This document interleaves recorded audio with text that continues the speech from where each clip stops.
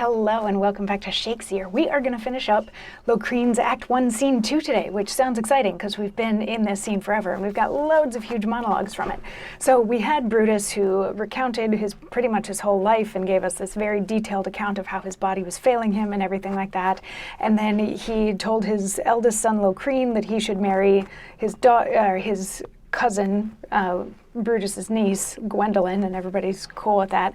And then he crowned Locrine, and then he divided up the remaining territory that he had between his other two children, and then he died. And as soon as he died at the end of yesterday's monologue, Locrine is like, oh, why? He was taken too soon, his life was truncated, and all that sort of thing, which feels a little ridiculous given everything that he did. But then Brutus's brother Corineus chimes up and says, no dreadful threats can fear Judge Rhadamanth.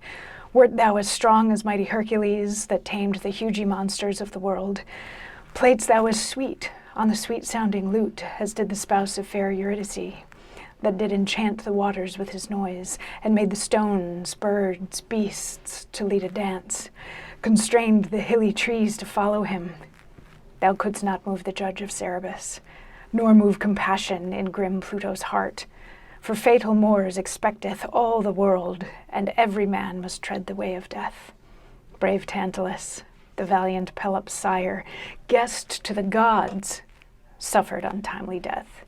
And old Floritheus, husband to the morn, and eke grim Minos, whom just Jupiter deigned to admit unto his sacrifice, the thundering trumpets of bloodthirsty Mars, the fearful rage of fell Tisiphon, the boisterous waves of humid Ocean, are instruments and tools of dismal death. Then, noble cousin, cease to mourn his chance, whose age and years were signs that he should die. It resteth now that we inter his bones, that was a terror to his enemies. Take up his course, and princes hold him dead, who while he lived upheld the Trojan state. Sound drums and trumpets, march to Trinavent, there to provide our chieftain's funeral. So he's eulogizing his brother, and he's telling Locrine to, like, settle down a little bit.